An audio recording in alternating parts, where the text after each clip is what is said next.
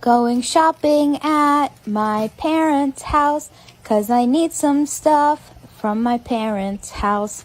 Gonna take it home to my house, 'cause I need this stuff at my house. It's not stealing when you're at your parents' house. They want the best for you at your parents' house. Taking this stuff back to my house to improve things back at my house. Shopping here is free at my parents' house. They don't need all this stuff at their house. Now we've made it back to my house. Time to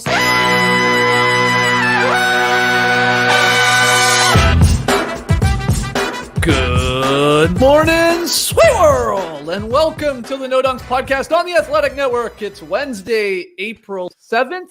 J.E. Skeets rolling this morning with the once host of the now defunct Starters. He's different.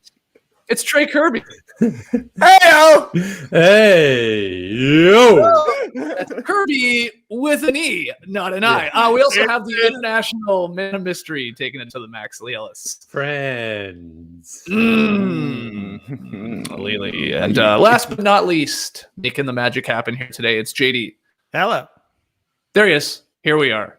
Shout out to the stream team joining us live right now on YouTube. Please like, comment, and subscribe. And if you haven't already, check out Tass's What You Need to Know. And last night's Top Shot Hot Boys. TK and I were ripping some packs. We got some interesting moments last night. Just leave it at that. But we had a blast. We had so much fun. So go check that out if you're into the Top Shot world like TK and I are. We also want your questions for the next Beach Steppin' podcast. We're hitting the beach later today, 3 p.m. Eastern. Live on YouTube if you want to join us. But for the next one, email your questions and your comments into nodunks@theathletic.com or send them in by Twitter @NoDunksInc or leave them in the YouTube comments. And finally, immaculate items always available for sale or at nodunks.com. Okay, today we're going to actually tackle ESPN's list of the NBA's best 25 under 25. This is something they do they've been doing for the last couple of years, at least, sort of ranking young stars in the league. And so we'll take a look at that and debate their list and maybe try and tweak it. But we start with the games here. And Trey, you can get us started.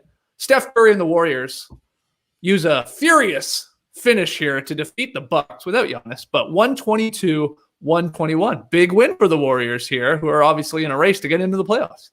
Come on, Skeets. If you're going to say Steph Curry and the Warriors, you got to say it's Steph Curry and the Warriors. They needed it last night. Needed that win last night. No Giannis. So the Warriors honestly had to have it. Unfortunately for them, trailing heading into that fourth quarter. But fortunately for them, they do got Steph Curry. 11 points he had in the fourth quarter. Felt like more, 4 baskets, only an assist, but it was just another classic Curry throwback. He ended up with 41 points and 5 threes. A great game for anybody. A standard good game for Stephen Curry, however. And I just loved the way that the Warriors charged back in this one. They've lost 12 of 16.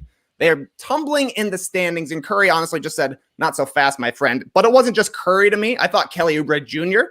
had a really solid game. He ended up with 19 points. He hit 4 threes. And a couple of those threes came in the fourth quarter. And it really kept the Warriors connected to the Bucks. I think he hit one that put them within 4 points. He had another one that put them within 7 points, just keeping the Warriors close enough that Curry could eventually bring them home. Andrew Wiggins, I thought, also made some nice plays. Maybe I got to get me a little chunk of Wiggins Island here. 9 points on 4 of 15 shooting. How did he help? Well, he made some winning plays. He blocked the jumper right at the end of the game here to seal things for the Warriors, and he had a nice tip out for another Curry 3 earlier in the game. The Warriors locked down. The Warriors got gritty, and with Giannis Antetokounmpo out, it was enough for the Warriors to pick up that dub with Steph Curry going off. A much-needed win for them because, I don't know, you saw Curry afterwards. He's been sore. He hurt his butt. He's excited. He's got a butt pad now, had a tough landing, but with him being out for a little bit and the Warriors honestly struggling, and maybe they could even get a little bit more out of Steph Curry, if you ask me. They needed this win because we know that the Grizzlies are charging hard on them. You know, things are going to be tightening up here in the Western Conference as some of these I'm sorry, the Pelicans actually, as some of these worst teams kind of fade away to the background. Surely the top 10, 11 teams will be creeping up the standings. So yeah, really nice for the Warriors to actually be able to stem the tide here, stop the bleeding, whatever you want to call it. They needed a win. It didn't look like they were going to get one until Steph Curry was there. Yeah, you could tell, Lily, that Steve Kerr was pumped with this victory. Like Trey's saying, really, really needed it. He was jacked after them pulling this off, like this furious comeback. But what do you think? Yeah, I mean, the Warriors, this is not a season where they're just like, well, let's just wait till next season. They want to get back into the playoffs and they want to win and compete. And as Trey mentioned there, they're a game and a half up on the Pelicans, who dropped one last night in Atlanta, which could be a crucial one. The Warriors are looking to win. They're hoping to win. They need every single win. And Steph Curry, a couple of games ago, has basically sort of talked about it. Like, we got to be better. There's no excuses for this team. You know, everyone's dealing with injuries and things like that. They just had to be better. And so they pull out a very, very important victory for them. But I just wonder if Steph may miss a few more games going forward, because he did land on that, the sort of tailbone area again last night. He did that little hump. Wasn't really celebrating. That was more in pain. Bit of an Embiid thrust, though, for sure. Exactly, yeah. So that's something that he, either way, whether he misses games or not, you know that he's probably going to be certainly not 100%, because that's a sort of injury that I don't think it's just going to go away anytime soon. I thought for the Warriors, though, I mean, the Bucks were up 10 points with about 3 minutes to go. All they really had to do was close this one out, and they couldn't do that. And I thought Trey was right there as well. There, Andrew Wiggins making some impact, not necessarily scoring the ball, just doing other things, being active, being important, because he had a clunker of a three right at the end there, which in the end didn't cost them. But then Kelly Oubre, practice your free throws, kids. Got to the free throw line and knocked them in, and just got the Warriors home. And I thought that defensive scramble at the end there could have gone either way. The Bucks could have got the ball to drop in. It didn't. So the Warriors get it. But this season hasn't been a good one, obviously, for the Golden State Warriors. They had much higher expectations, even though they knew they were going in here without Klay Thompson, and it hasn't gone well. So they want to get back to winning. And right now they'd be, 10th in the standing, so they'd be in the play-in tournament. They'd be a tough team to face, that experience, especially there with Draymond and Steph Curry there, the experienced guys who have been to the finals. They'd be tough, but I think they would much rather be out of that area and into the sort of at worst 6th seed. Yeah, I agree with that. As for the Bucks too, like, I don't want to gloss over this loss. I mean, they are really sort of settling in probably to the 3rd seed in the Eastern Conference, falling, I think it's 2.5 back of both the Nets and the Sixers. And they're still up, pretty comfortably on the Hawks, who we'll get to, who are in 4th. But, that's not good. It feels like in the East, there's going to be a nice little race there for the number 1 seed, because it just means you're helping your chances, right, of going to the conference finals, meaning you're not going to have to play one of those other elite teams in the Eastern Conference in the 2nd round. So, the Bucks, we keep talking about, to save Budenholzer's job, probably have to go far. I mean, you think they have to go to the conference finals, maybe even the finals, or at least not get embarrassed. And it's going to be very difficult there. Again, probably playing a Nets or a Sixers, Lily, in a 2nd round series, just because that's the way it's gonna shake down here. But no Giannis, so it's always going to be difficult when you don't have your best player. But they had this one in the bag. Like, that's a W right there. Yeah, they're going to regret that one if they do ultimately finish 3rd. Well, you brought up Joel Embiid. Let's get to him. Scores 35. As the Sixers dominated the Celtics, 106-96. It looked a little closer than it maybe was. Lee, big takeaway. Well, it pretty much followed the script as it should have been for the Philadelphia 76ers. The Celtics really didn't have an answer for Joel Embiid. Brad Stevens tried all 3, actually. Robert Williams got the start there. Best option, young, strong, athletic. Picked up a couple of fouls, though. Didn't really work. Then big Luke Cornett came out, and I guess I think the primary thought from Brad Stevens was he's going to get destroyed defensively, but maybe he can stretch the floor a little bit. He hit a couple of threes. Maybe we can just get Embiid to work on that end defensively. But if you're the Sixers and Doc Rivers, I think you'd be more than happy with Luke Cornett being the focus of the offense. And then Big Taco even got a shot out there. The long arms. He's obviously much taller. He can test those shots. Yeah, I thought he was okay. No one really had an answer for him. And I mean, look, if you want to nitpick, and I will nitpick here, I'll just say Embiid could have been even more dominant, I thought, last night. I thought a couple of times in that first half, settle for a couple of threes in the second half, a couple of those mid-ranges. I'm being very, very nitpicky here. He had 35 points. He had 20 free throw attempts. I was going to say he went to the line like every possession. I know. I'm just saying, like, this game was in control. The Philadelphia 76ers in the second quarter had control, and they pretty much cruised in the third and fourth quarter. I'm just saying, if like looking at that a couple of times, I was like, Embiid, I think, just knew, though, there was no one coming off the bench who he was like, well, this guy could cause me some problems here. He dominated early. And then he sort of, that's fine. When you build up a little bit of a lead, then he's like, okay, I'm going to get a little bit comfortable and try to hit a couple of these threes. That's all I'm saying. He was fantastic last night. I thought Danny Green was great too last night for Philadelphia. So this is a good win. And if you're Brad Stevens, I think you just knock politely on the door of Danny Ainge and saying, so what's going on? What are we doing here? I mean, hey, we're just not going with the big man. Like, you know, I mean, that's it. You must look at this team right now. And I've been trying to sort of make out that Boston is better than their record. But as the season gets on, I'm like, actually, I feel a lot less confident in them now. I think Tatum and Brown, absolute studs, no doubt about it.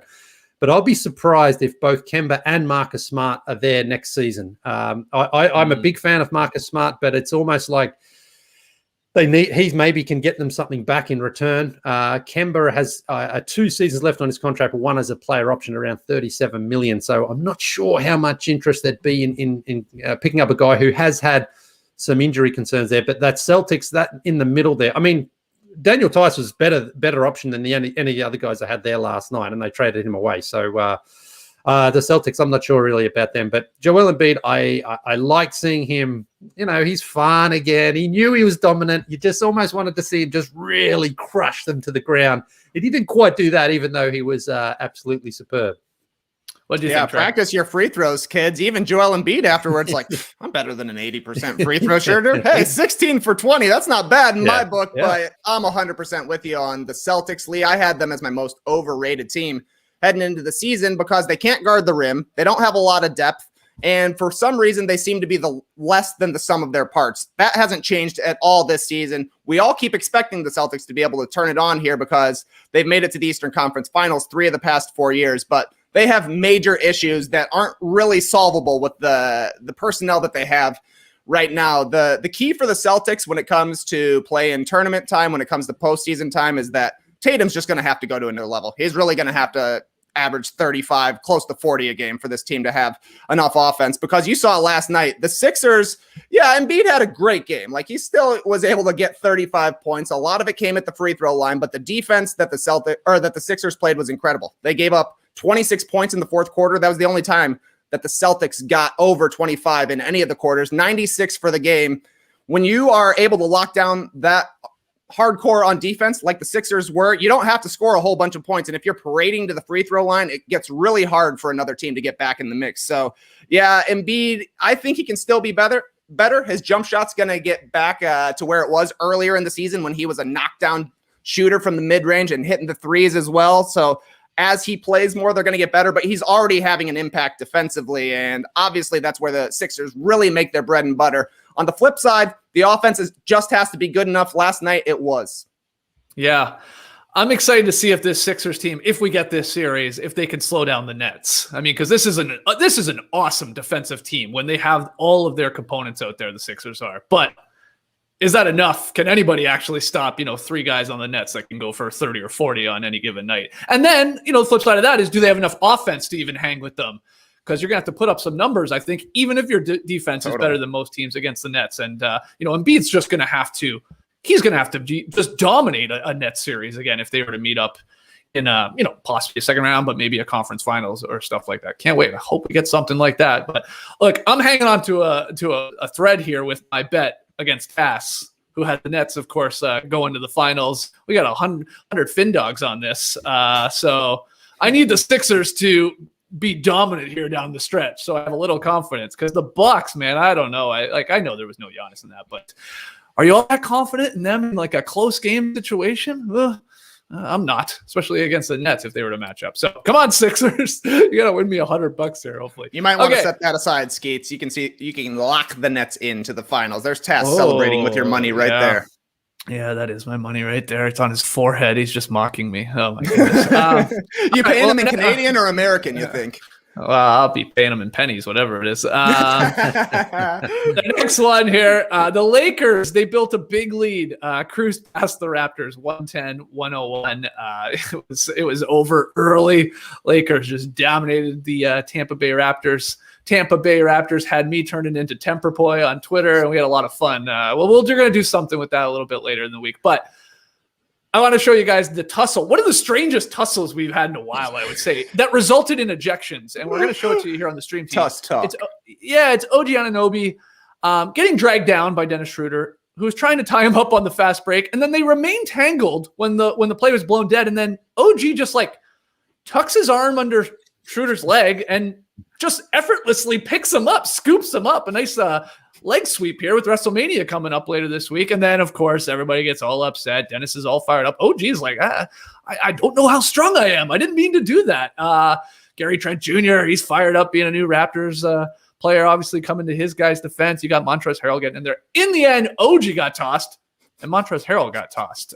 Lee, what'd you think of the referee's decision after looking at this and just this entire weird play in general? Well, I don't have a problem with what Dennis Schroeder did. He made a play. And we often say, like, if you're going to stop a guy from scoring, stop him from scoring. I don't think he did anything dirty on that play. Yeah, he hung on to him. And then OG just sort of picks him up and does sort of slam him. Or, not slam him, but, he picks him up in a sort of like, like, look at that. But then he just drops it. He should not have been ejected for that at all. I look, Schroeder's ready to fight straight away. He's not writhing in pain on the ground or anything like that. Montrezl Harrell's the one who escalates it. So under those circumstances, I can see why they ejected him. But he also didn't deserve to be ejected, I don't think. I think they're just a little quick on the whistles for those sorts of things. No one threw any punches. Sure, there was a bit of pushing and classic NBA sort of scrapping. Everyone wants to fight everyone, but no one really wants to fight. I thought, it's the refs, I think, just try to say, right, we're going to just throw these guys out because they did something wrong when they didn't really do anything wrong. It was a basketball play that sort of got a little bit out of hand, but nothing crazy there. Like, no one's too angry about anything. I honestly don't think I think Dennis Schroeder made a good play, stopping him.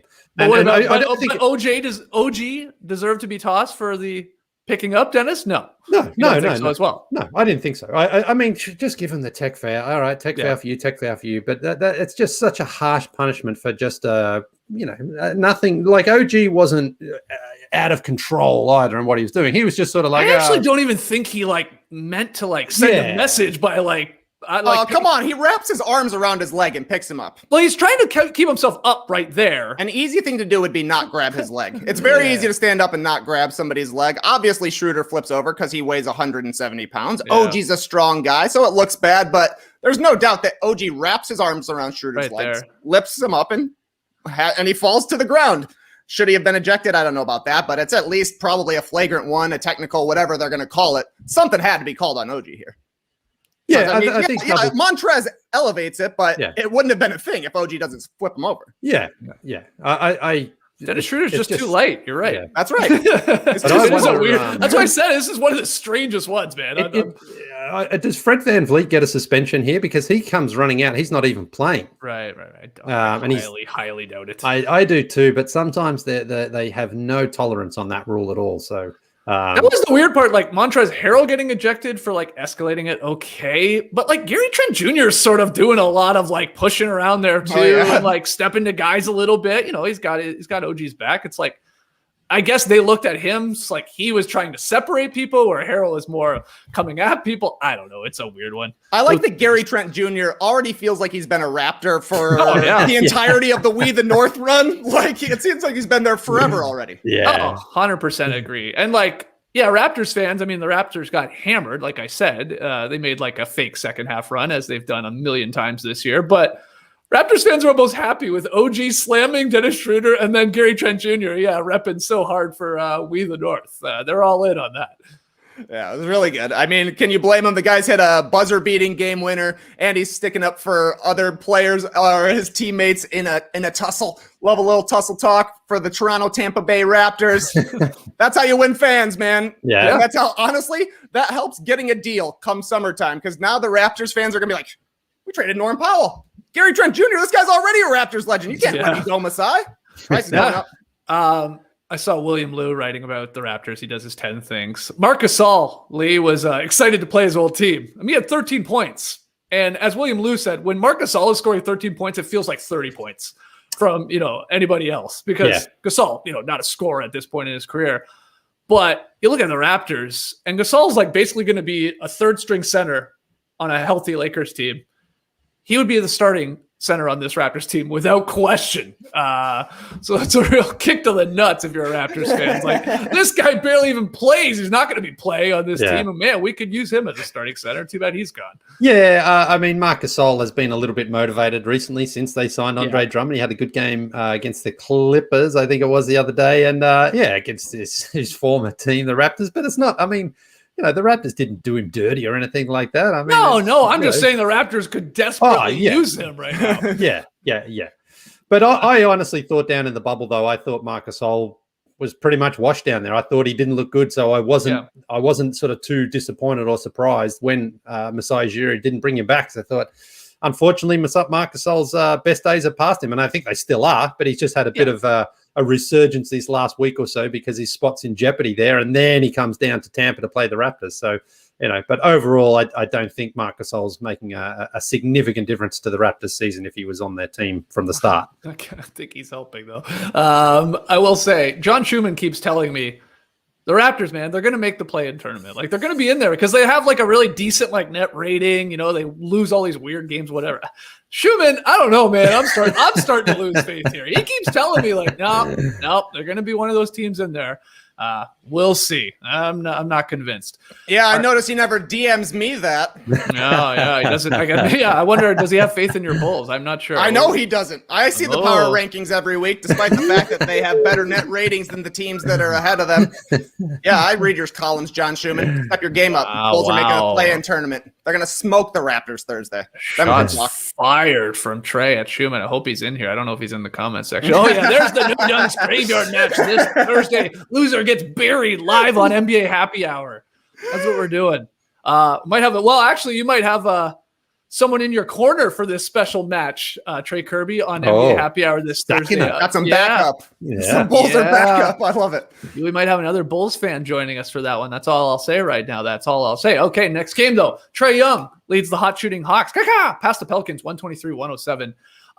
Two things of note for me from this game. One, the Hawks caught fire in the third quarter. They hit all 11 of their three-point attempts. Wow. That's pretty amazing. That's an NBA record, going 11 for 11 from distance in the quarter. They made 20 of 31 overall from three. Bogdanović here, Lee, is really coming on. Like, this is what we all expected with the Hawks. Not only their record right now, where they've moved up or like is comfortably right now by themselves in fourth place in the Eastern Conference, but Bogdanović over his last 5 games, averaging 21.4 points per game. He hit a bunch of threes last night, a lot of them coming in that third quarter. This is good for the Hawks here. They are looking, again, I think, like a team we sort of expected at the start of the season. And they came out of the gate hot, and then, of course, they completely fell apart. Pierce gets fired, and now they're balling under Nate McMillan. They're 13-4, I believe, under Coach McMillan. And then the other point from this game that I wanted to bring up, it was nice to see, Isaiah Thomas back in the league. He had 8 points in his debut for the Pelicans after one practice with the team. He signed a 10-day on Saturday. First game, Lee, since February 3rd, 2020 with Washington, if you remember. Now, Pelicans backcourt is they're decimated right now due to injury. Josh Hart is out for a couple of weeks because he's getting surgery to repair a torn ligament in his thumb. Nickeil Alexander-Walker, he was held out. He had a high ankle sprain in the game on Sunday. And then Lewis Jr. as well didn't play. He had a strained right calf. So they need some guards out there. And so here's Isaiah Thomas. I don't know. It's a feel-good story. I was excited to see him. Look, he can score. He can score. He averaged 29 a game for a season there. He was an all-NBA player. He can shoot. He can score. I mean, defensively, of course, that's not his strength. But the Pelicans just need somebody out there, a veteran who can keep can give him a bucket, and he can do that. So, it's a 10-day. It's a Band-Aid solution, and certainly, if you're picking up a guy this late into the season off the waivers, you don't want your offense to revolve around that, but. The story of this game was, as you said there, the Hawks in that third quarter, 11 threes, and they were all right in front of Stan Van Gundy. And you could just see his head dropping more and more each time because it's just like, oh, come on, you cannot be serious. Like Trae Young had one almost like the Kawhi. It sort of bounced, and then it just sort of dropped in as well. Mm-hmm. So, but I always think about Stan Van Gundy with the threes because, his Orlando Magic team was one of the first teams that basically was like Dwight in the middle, and then you got JJ Redick, you got Turkoglu, you got Jameer Nelson, you got Rashard Lewis. Basically spread the floor and just fire away. And so last night, I mean, he's looking at this team. Now, it's not quite the same. You don't have the Dwight Howard factor here, but everyone just firing away threes like that. And it's one of the, he was certainly one of the earlier adopters that was their strategy. So he was on the receiving end of it there last night. But yeah, Stan, he's fun to watch, isn't he, on the side? He's an emotional guy. He can't hide it. He's not stoic on the side. He's up and down. Well, he's not really up. He's just down. When his team's down, Stan goes down with them. Yeah, his quotes even after their game is like, he was basically like, we started playing their style basketball or thought we could, and it was not ours, and it backfired, and I think there was some truth to that. A good win, though, for the Hawks, Trey, and again, they're up to 4th. It'd be weird that the Hawks finish in 4th after this strange season that they've had here. Is there any case to be made for Coach McMillan for Coach of the Year? Oh, baby. I mean, I'm going to throw it out there. I think it's unlikely, but maybe he gets some votes. I don't know. They've looked honestly a lot better since Nate McMillan turned it around. So I don't know. Surely he'll show up on some ballots, but how about the executive of the year ballot, Skeets? Maybe Travis Schlenk gets some buzz now. Made a lot of moves in the offseason. Seemed like they weren't going to work. Made a big move during the season, and now all of the moves seem to be working. Everybody getting healthy right in time for Coach McMillan to take over. Maybe that helps Travis Schlenk, because there were certainly some questions about what the Hawks have been doing in February when all of those guys were missing time. Only other thing I really have to add to this game, anytime the Hawks have a crazy three-point shooting kind of night, I just start thinking about the Korver counter. Remember the good old days when Kyle Korver was making a three-pointer in however many consecutive games he did, and it was such a big deal that he finally toppled Dana Barros' record? Good times. Good times. Great call. I do remember the Korver. We actually put that in an in memoriam 1 year after, That's right. After they got rid of it. Anyway. Bring it back? Yeah, sure. Final 4 games. I'll just run through them. Trey, you can touch on any of them that you want to. I got an idea you'll touch on one of these. Vooch, he helped the Bulls run past the shorthanded Pacers, 113-97. I don't think Schumann was watching, though. Dylan Brooks and the Grizzlies ended another Heat win streak. Nice victory for the Grizzlies. John Morant, though, a little scary, had some tightening of his back at the end of this game. I don't know if you guys saw that. He says he's fine, so hopefully he's okay. Paul George was on fire. Clippers destroyed the Blazers. Beatdown, first quarter beatdown. And then the Nuggets stay undefeated with Aaron Gordon. They're still perfect with AG there. They beat the Pistons 134-119. I think I should get a few executive of the year votes. I mean, I did come up with the Aaron Gordon trade to Denver. So, maybe put me on your ballot at the end of the year. But Trey, which of those games do you want to touch on real quick? You already know, Skeets. 2 in a row for the Bulls. Got to go away to come back, as I said. But as we know, the Nets always play down to their competition, and the Bulls beat under 500 teams, which is what the Pacers are. So a necessary win for the Bulls. I'm still waiting for them to be back. I will say, though, best they've looked since the trade deadline. 32 points, 17 rebounds for Nick Vucevic. I am that big beef. Bulls haven't had one since Pau Gasol in 2014. Wow. What I really love from Vuce, 5 assists. The two-man game with Zach LaVine was looking nice. Bulls have been a top 10 assist team all season long, 28 last night. My vision of a Nuggets light offense, I don't think it's insane. You see it in the performances of Lauri Markkanen and Kobe White last night. They're doing less. They're getting easier shots, and they're able to contribute just by catching and shooting and getting wide open looks rather than having to create for themselves. Even Zach LaVine, I feel like, is doing a little bit less. He didn't have a crazy game last night, 19 points on 18 shots, if I'm not mistaken. But he's able to pick his spots now, make great plays, had a huge hammer dunk, followed it up with a buzzer-beating 3 at the end of the third quarter. Most important, though, a well-timed win for the Chicago Bulls. Pacers lost, they were playing the Bulls. But so did the Heat, the Celtics, and the Raptors. All teams who were kind of right around them in the standings. Obviously, the Hawks got a W. They're a bit ahead of the Bulls right now. Nonetheless, great start to a road trip for Chicago. They had lost 8 of 9. This is their first of 5 on the road. The next 10 games are winnable games. They're not going to go 10-0.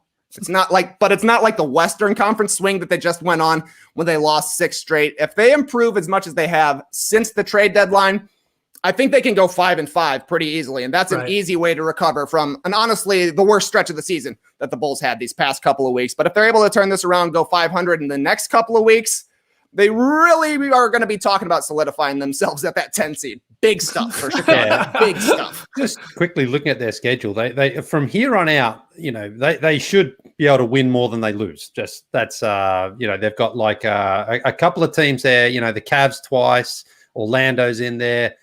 Teams like the Knicks, the Hawks, they're games that the Bulls definitely should be close to and have to win a couple of those, of course. Mm-hmm. But the schedule's not too bad here for Chicago. Yeah, that's good for Chicago. I mean, I think they're we're going to find out on Thursday night. If they can beat the Raptors, then it's over for the Raptors and the Bulls are in. That's the stipulations of this match, man, of this big game. Like, everybody knows that. Lee, I got to ask you just before we move on here. Did you see the clip of Jokic and Aaron Gordon playing hot potato with the ball back and forth, back and forth, back and forth? And will that make you didn't see this? No. Oh, here it is. That's Lee, so good. My goodness, Lee, I want to know, is this a very solid play? Like, this is unbelievable. Of course it is. Yeah, there's no dunking involved there.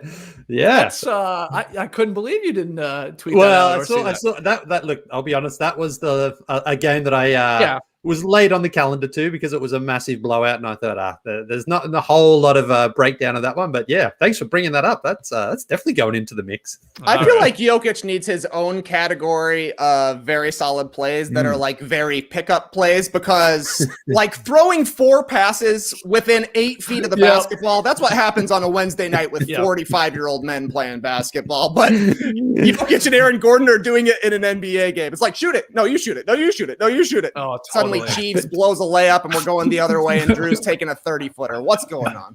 Did you see though his other fadeaway last night from the 3-point line where it was? Oh my god! I know we see that stuff from him, but even still, it's like that's just such a bad good shot for him. It's just so much fun. Yeah, Nuggets continuing to roll. I know it was against the Pistons, but again, still undefeated with Aaron Gordon there in the lineup. Okay, we're gonna get to this. Best 25, under 25, ranking these like young stars in this league. But before we do, a quick break to hear from our sponsors, because I want to tell you guys about really the secret weapon for learning new things and just getting ahead in life. Because for me, I think for you guys as well, probably a lot of our fans out there, it's hard to find time to sit down to read and learn more, mainly because we just keep dropping classic after classic and you're busy consuming all of our podcasts. So when you don't have free time, you can't read or work on personal development, there is an incredible app to help with this, to solve the problem. And I highly recommend it. It's called Blinkist. And every time I say Blinkist, I think of my dad having, 3 or 4 beers after a long day of work, blinking in his chair. He turns into a blinky guy when he has a couple beers in him, when he gets tired. That's my dad. I swear to God. It makes me laugh. It makes me laugh every time. It's like, oh, he's going to bed soon. Starts blinking. Why are you blinking 100 times a minute right now? Just close your eyes. Go to bed. Anyway, Blinkist is really unique, and it works on your phone, your tablet, and your web browser. Blinkist takes the best key takeaways, the need-to-know information from thousands of nonfiction books, and then condenses them down into just 15 minutes that you can read or listen to. I think that's an important part. You can still read this, this shortened version, or you can just listen to it. 12 million people are using Blinkist right now.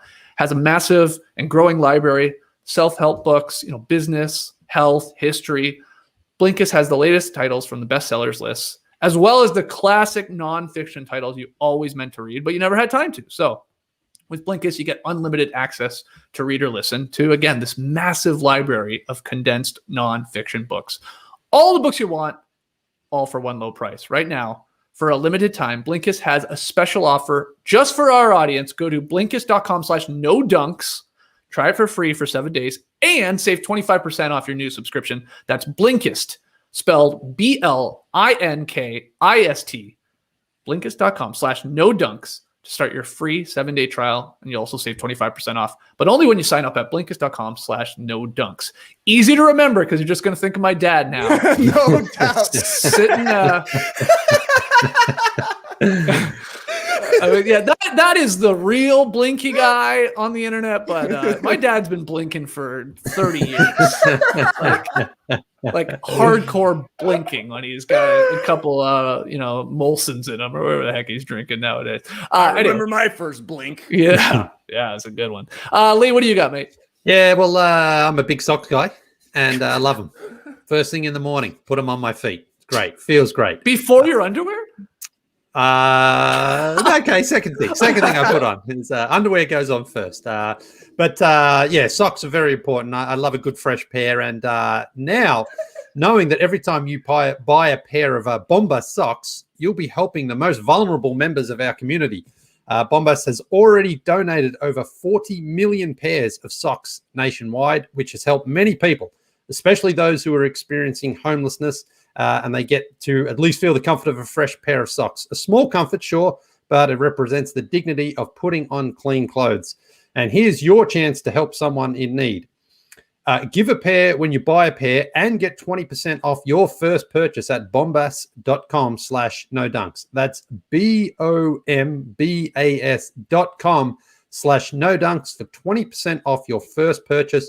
bombas.com/nodunks, helping you and helping others in need. All right. Yeah, I was waiting for that. Look at those. Look at those gams. Look at those socks. Look at those flip flops.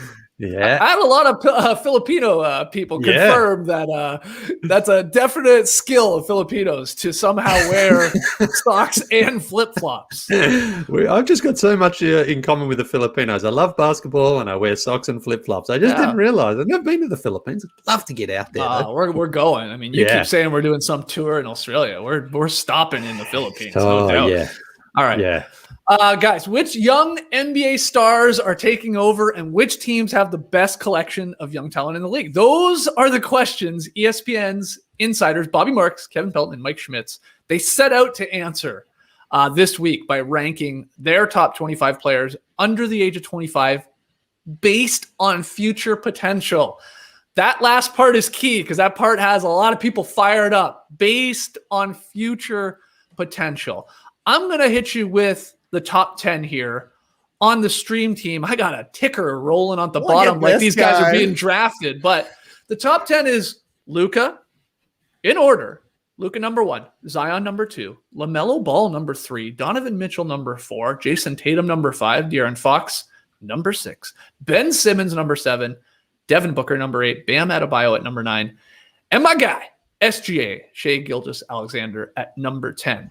And then it goes, Ingram, Jalen, Jamal, MPJ, Morant, Trae Young, Mikal Bridges, Sabonis, Anthony Edwards, Ayton, Halliburton, John Collins, Jared Allen, Lonzo, and Colin Sexton. There you go. I just hit you with the top 25.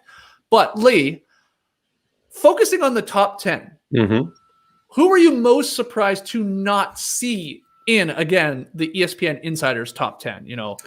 Maybe some of those names I just hit you from 11 to 25, or maybe somebody that's not even on the list. Where are you going? Yeah. The key here is the future. It's not right now. That's what they based it on, though, isn't it? That's what. They're saying. Again, and people are pissed off because they seem to be prioritizing future potential over current production. That's where the well, for me though, I have Trae Young ahead of De'Aaron Fox and Shai Gilgeous-Alexander today, just based on what we've seen so far. Trae Young, he wasn't an all-star, obviously, this season. He was last season. He was very close to becoming a two-time all-star already. I think Trae Young has shown already that he's certainly a modern-day player. He's got that deep range already. He can shoot that three ball well enough. I can see him being a multiple all-NBA player. Now, that's not to say that I don't think De'Aaron Fox or Gilgeous-Alexander have that potential at some point. I just think based on what I've seen so far, and a part of it is maybe the teams, although the Hawks, you wouldn't say are too far ahead of where the Kings and the Thunder are in terms of, respect and where they're going to go and how good they can be. But I just think Trae Young, if you were to ask me right now who I'd rather have on my team going forward, it's close. It's very close because I think Fox and Gilgeous-Alexander are outstanding talents. But I would think Trae Young would project to have a better career than those two guys from what I've seen so far. I mean, Trae Young is only, 22 and a half, too. It's like he's not knocking on the door at 25. He's got a couple of years and seasons left here. Yeah, him at 16th is a a bit of an eye opener. What do you think? Same question for you, our Trey. Is it Trae Young? Is it somebody else that you were surprised that didn't at least crack their top 10? Just a single slot up, Skeetsy. Ja, for me, he turned the Grizzlies competitive instantly. You know, his progress this season, I don't think he's taken quite the leap that people would expect. You know, he's averaging 1 more point per game, shooting less than 25% from three. Yeah. Not even 80% from the line. Certainly the shooting is probably the biggest concern with Ja Morant, but the force of personality, the force at which he plays and the confidence which he plays, I'm surprised that he wasn't closer to the top 10. I feel like he's a little bit more established than a guy, just like Lee's saying, like SGA. But I mean, I guess they're similar sorts of players. I just thought that Ja's team success already would probably push him higher, considering he's still obviously incredibly young as well. You know, he's 21 and a half. Yeah. I don't know. If he shot the ball better this season, you probably see him higher on this list. I think that's right. Second question from this is there anybody else that is like too high for you, Trey, or too low, or, you know, you can't believe is not even included in the top 25? Where do you want to go with it? Too low for me, Skeets. I'm sure you guessed it. Where's Patrick Williams? Where's Patrick Williams at?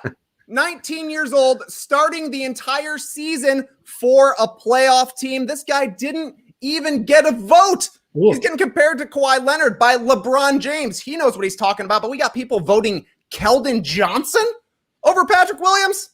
Makes sense. Obviously, the national media doesn't watch the Bulls. I would have Patrick Williams in over Keldon Johnson, John Collins, DeAndre Ayton, and Domantas Sabonis.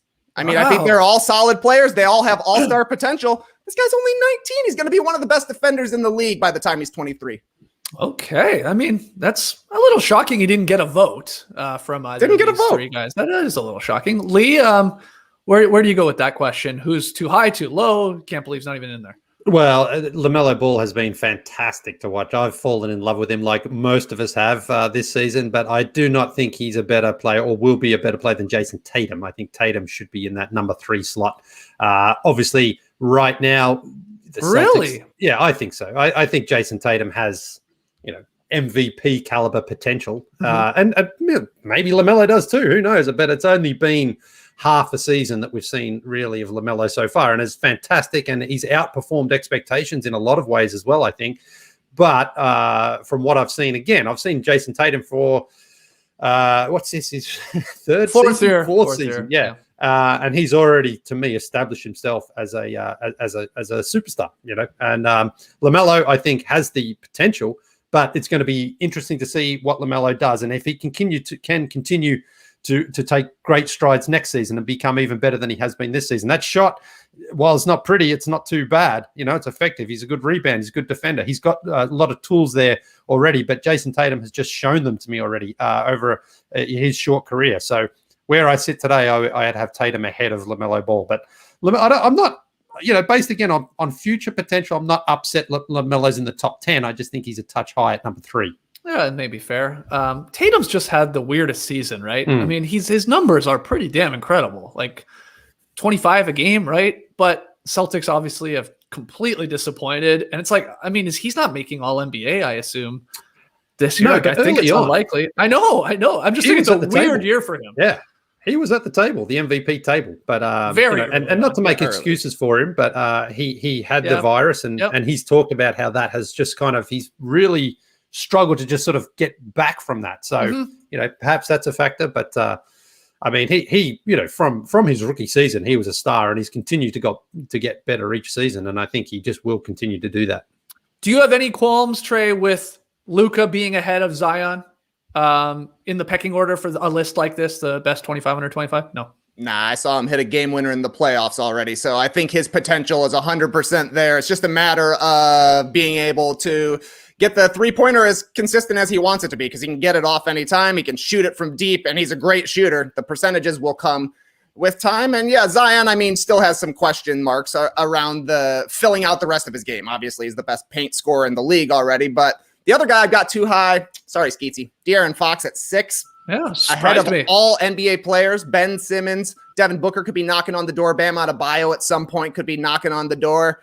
I think, you know, Fox is going to make an all-star team at some point in his career, probably multiple, but You've got guys who are already winning awards. You know, Ben Simmons already was on an all defensive team. He could easily be a defensive player of the year at some point in his career. I think the same goes for Bam. And I think Devin Booker is going to be an all NBA player probably this season. It doesn't seem like it's going to stop for him. So I was a little surprised to see Fox just outside of the top 5. Yeah, I think that's fair because I was a little shocked he was that high. I love De'Aaron Fox. Maybe this was a case of great timing when they were building this list. I mean, Fox is playing like by far his best basketball of his career. I mean, the guy was like, did he win player of the month? He won a couple player of the weeks there, I think is what happened with him. And he was just like putting up 30 in his sleep. It felt like every night. He's awesome. He's like 23 too. I'm with you. Like, if you're going to go crazy over this list, you got a problem. Like these are like, if anything, you should be looking at this list going, damn, the NBA is in good hands here. Yeah. Like over the next, like hopefully decade with all of these names, like, yeah, John Morant and Trae Young are like 15th and 16th. Like they're some of the best players in the league. So yeah, I was happy to always be reminded of the young talent in this league. But if you're going crazy over this list, just relax. It's just some fun, guys. This is just smart, creating content out of thin air. Yeah, good on Bobby Marks. Good on Pelton and Schmitz. This is what you got to do around this time. You just got to make up a list and then run with it. I guess some people in the comments are saying a notable name not included that you probably would have thought would have been there when we watched him in the bubble. Tyler Hero. No, Tyler Hero is a little shocking, Lily. Again, like we would have, like if we were doing this list last year, he's on. I mean, he's on the top 25, I think, and he's not even there. Yeah, and Colin Sexton is number 25. And when you consider the Cavs just not being in the national media conversation since the first week of the season, that's a little shocking that he's maintained that level, whereas Tyler Hero, he's been pretty good when he's played for the Heat this season. So, yeah, I'm a little surprised that this arbitrary list didn't include every single possible candidate. I know. Hey, you want to play what about this guy? Yeah, exactly. Where's RJ Barrett? Come on. He's had a good season for sure. This year. Last I checked, he wasn't over 25 years old. Maybe they know something I don't. Maybe it's a Buddy Hield situation. I'm not sure. But, yeah, let's hear from you guys in the YouTube comments. Who was too high? Who was too low? Who you couldn't believe wasn't included on this list. Have at it. You let us know, and then I'll compile all your answers, and I'll send a nice, strongly worded email to our friends over at ESPN, our insiders over there, letting you know what we think about their list. Okay, let's get to tweet of the night. Tweet of the night. Wow. Twitter. Lily, tweet of the night duties. What do you got? Well, I'm going to feed two mouths today, Skeetsy, because I've got one for our stream team viewers, and then I've got one for our listeners as well, because I didn't want them to feel left out. Okay, that's nice. They both come from the same game, and it was that Raptors-Lakers game. And the first one from Great Dane on Twitter, how she got this Photoshop up so quickly. It was just incredible. For those who are listening, it's OG and Gary Trent in the wrestling ring. It's, I guess, Tuesday Night Raw. And Tuesday Night Raw. OG's about to throw Schroeder sort of over the ropes, through the ropes, whatever you like. But what an incredible job there. Great job from Great Dane. But as I said, there was no words for this. I thought, well, Skeetsy's probably going to get angry. No, Skeetsy's going to get angry. But then I saw how angry Skeetsy got last night, and I thought that was actually a great tweet seats from you, Skeetsy, last night when the Raptors lost. You said, next year we're putting all 29 US NBA teams in shitty Canadian cities for the season and see how they fit. You think that Lethbridge Lakers win 30 games? Not a fucking chance. Well, I didn't write it in caps lock, so I wasn't yelling it. Yeah, but you were. That was a great tweet. It was the right level of snark, anger, having a shot at Tampa, having a shot at your own country.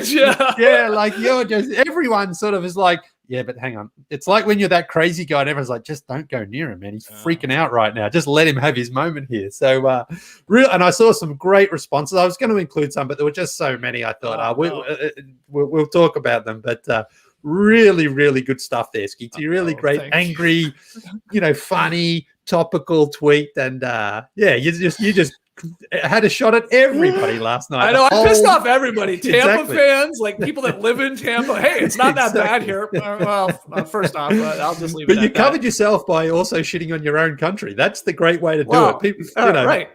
Yeah, Lethbridge people were like, it's beautiful in Lethbridge. Yeah, What do you know? yeah. Okay, maybe it is. It's also super windy in Lethbridge. I do know that. It's like Winnipeg for crying out loud. And then I got Lakers fans upset because they somehow were like, you want to bet we'd win 30 games if we were in Alberta? We have LeBron James.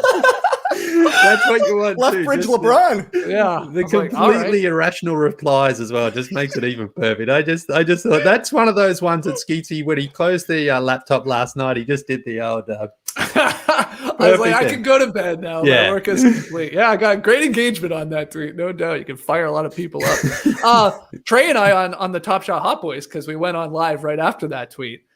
We have decided, because all the responses, right? Like people were like, hey, put this team in so-and-so city in Canada and stuff like that, that there are two rules, Lee, when we do this, because we're actually going to make this into its own segment. Like, Right. as if we went through on this promise that Silver's like, you know what? That was really unfair that we had to put Toronto in Tampa. So all these other teams next season will be in a Canadian city. Alliteration. Okay. Right. You know, that's always fun. Yes. Like the Lethbridge Lakers. It's, Yeah. I guess, similar to Los Angeles because it starts with the same letter, or just the initials are the same. So if it's the Boston Right. Celtics, then it's the Barrie Celtics or Okay. the Brampton Celtics. So we'll come up with the same. Timberwolves. Exactly. So those are going to be our rules when we actually do this. So if you have suggestions, let us know. My favorite that a lot of people were tweeting in, the Thunder Bay Thunder. Yeah. That's where we'll make like one exception to the rule. Yeah, Like, that's too that good. one's too good. Like the Thunder. That's very, very funny to me. So anyway, thanks Lee for giving Temper Boy a little love. Sometimes you feel like to really make a tweet sing, you got to throw some swear words in it. Yeah. Yeah. I don't like to swear too much on Twitter. Yeah. Relax. But it's like, this one felt like it needed it. It needed the fucking chance in there. Yeah, So that's the thing, because it came at the end. You thought, it's a clean tweet. Then it was just like, nah. He's I'm telling you, you're just that ranting, angry guy on the corner. People are like, what the hell is up with that guy over there? And but no one wants to approach him. Everyone's just like, just let him go. He'll be fine. He'll calm down soon. no, don't worry. I wasn't actually serious, Lethbridge people. This one's not bad though, Trey. The Chilliwack Bulls. Chilliwack Bulls. The Chili Dog Bulls. The tweet from you, Skeets, last night, though, that pissed me off the most. Yeah. The Great Pottery Throw Down is better than the Great British Baking Show. Ugh. Trash take. You have Happy not to watched see the Pottery almost Show, have you? zero engagement on this one, so I felt pretty good about that. Yeah, because I'm early to the game, to the Pottery game. Like once you all start watching it, you'll understand. Oh, it's incredible. Nah, you won't keep up with it. You won't keep up with it. What do you Just mean? like the marbles, just like Marbula 1, it'll be gone to the wind. Yeah. It'll be gone That's to the not wind, true, and I will be actually. talking to Peter Sawkins about making a babka. Yeah, that's why you're pro bake-off. And look, I guess also you like can- food more than yeah, pottery. yeah, that's fair. I don't think I do. I'd rather eat a nice vase than a cupcake. It's a great show, though. I will say it's like a classic. It's awesome British reality television. JD, highly recommended. If once you're done with the Bake Off, I did screw up that tweet too, by the way. It's not the Great British Baking Show, which I think is actually another show, but it's the Great British Bake Off, like you said, Trey. So I did screw that up. Brutal tweet, you're right. But Pottery Throwdown, JD, so I've seen good. it. I've seen it. It's good. So what do you think of our man Keith crying when he picks up the weight of a vase? Beautiful. He's a sensitive man. You gotta love it, right? Oh, he's super sensitive. He just loves good pottery. He's also incredible on the wheel, man. Oh my God. On the wheel. Do they call it the ones and twos? Yeah, Keith is man. getting busy. I guess probably just the ones. It's just the one there, right? Oh, Do they do a lot of it's- shaping? I like that. Oh, dude, you're gonna love it, Trey. I mean, you may not like it as much. Probably will but love it. It you'll sounds love like it. something right up my alley. But come on, do they got Paul Hollywood giving handshakes? I doubt it. No, I doubt it, man. The version is of the Paul Hollywood handshake is if you make Keith cry from like the beauty of your work. okay. Yeah. A Keith cry. I like that. I And he do cries- like that. And this dude cries like every 3 episodes. Oh, it's so much easier to get Keith to cry than to get Yeah, a handshake yeah. from Paul Hollywood. Yeah. The first time he cried, I was like, wow, that's amazing. Like this guy's like so moved by this person's pottery. Like that's pretty special. And then I got to be honest, he started crying like every second episode. I was like, all right. Oh, you're blowing it, man. It's Yeah. like, I don't know. I saw an episode of Bake Off where Paul Hollywood gave multiple handshakes in the same episode. I was like, this ruins everything. Yeah. Inflation right here. And I'm seeing people in the stream team are upset. Look, Marbula 1 is awesome. I'm just saying we talked about it a lot more when there was no basketball going on and there were no other cool new shows coming out. Yeah. When the only thing we could find was marble racing, it was number 1. I'm just saying it's not number 1 anymore, but I guess season 2 is back. Marbula 1, season 2. I'm still rolling with the O Rangers. Skeets, I'm sure you're still a Raspberry Racer. Yep. We're still dipping in. I'm just making jokes, okay? Yeah, you know, like who continued to watch that is my godson Andreas. Still loves watching it. Like he's That's always great. firing up, and it is great, especially if you're a kid. It's cooler than horse. Somebody said. Yes, yes. You're right, Dale. Maybe not playing it, but watching it on TV, 100%. Okay, wow. Those tweets were firing everybody up here. I love it. Pick 'em results. God, I'm telling you, fade me hard right now, guys. I either like can't pick wrong or I can never pick a game right, and I am in a bad streak here. I lost because I had Boston. Tass lost. He had Boston. He's 3-1. You guys are 3-1 because you had Philly. I'm 1-3. Tonight's game though, good one. Nope, 2 best teams in the Western Conference: Jazz and Suns. Utah favored by 2.5 on the road in Phoenix. Let's go to Tass first, JD. Let's find out who T is taking. 2 best records in the NBA. Looking forward to this one. And I think Utah beats Phoenix. They bounce back after a cold shooting night against Dallas. They don't lose 2 in a row very often. It's only happened twice this season. And I think the Jazz are in a good spot. Plus, I like the fact that the only time that they've played this season, Phoenix won. So I'll take Utah to bounce back in a couple different ways. Okay. Tass making great points there. Makes sense. Lee, do you agree with them? Jazz win by 3 or more? Yeah, pretty much. I feel Phoenix have probably been a little bit underrated even still to this point, but Utah had such a stinker the other night in Dallas. I expect that they will come out firing a little bit more, so I'll take Utah by 3 points. Trey, where are you going? I probably also would have taken the Jazz, but I'm feeling swervy today, No. gentlemen. Give me like the you're- Suns, keeping the streak alive, or at least keeping it close enough. I'll go Phoenix.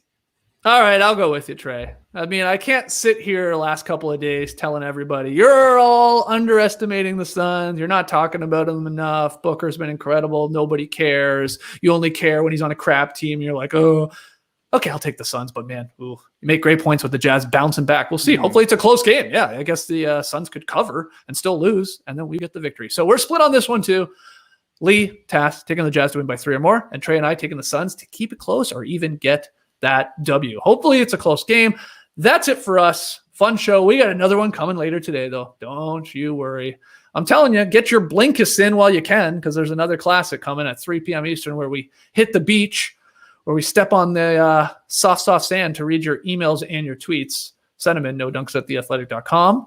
It'll be fun. I haven't even looked at today's questions. I don't know if you guys got a head start on today's beach stepping. I usually do by this point, but I haven't yet. Yeah. Okay, good. Good questions, Lee? Yeah, they're always good. Okay, good. We'll have some fun. Please like, comment, subscribe to No Dunks on YouTube. That's all we ask from you guys. And grab your No Dunks merch. If you want to rep the brand, go to nodunks.com. We'll see you later today, 3 p.m. Eastern, live on YouTube with Beach Steppin'. Can't join us live, don't worry. It'll go up in your podcast feed 45 minutes to an hour later. Or, of course, it will live on YouTube forever.